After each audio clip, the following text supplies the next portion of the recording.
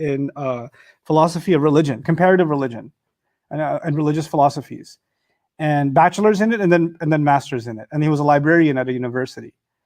And he, when his second son was born, the umbilical cord was tied around the neck several times. So it was highly likely that the baby would actually suffocate at birth. But he was born and he was completely fine. Like there was this high chance that he wouldn't be alive, and he was perfectly fine. And in that moment, John said there has to be a higher power. In that moment, he tells me himself. And he said he went back to his notes from his bachelor's program on different religions and started looking over all the religions again. Which God am I going to, where is this God that did this for my child, right? And I kid you not, his own notes on Islam, right? He said this Islam thing has a God that is completely perfect. Something along these lines is what he wrote. His notes from many years ago, because he can tell as a philosophically minded, logically minded person and a critically minded person, you've got gods that emulate humanity in some way, statues that emulate human behavior, right? Our conception of God is actually the exact opposite. Human beings should try to emulate some of the attributes of Allah. Allah is Al-Rahim, you should have Rahmah. Allah is Al-Hakim, you should try to acquire Hikmah. Allah is Al-Alim, you should have reverence for ilm, right?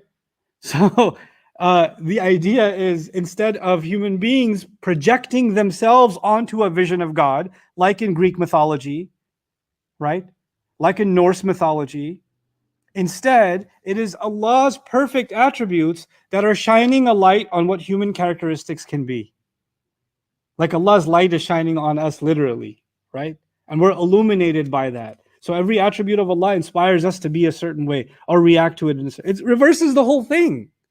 It reverses the whole thing. And that's within subhanallah, meaning his attributes are perfect.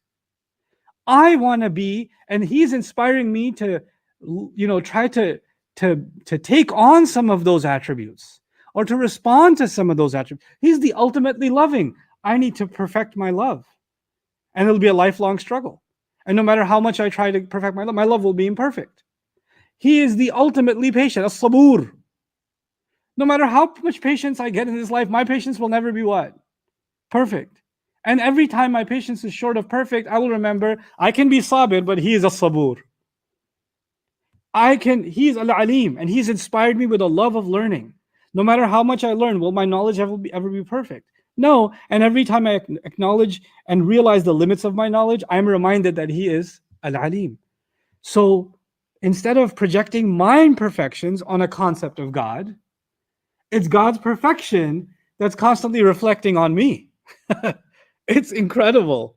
And that's inside subhanallah, as if to say, this da'wah to Allah is different from everything else.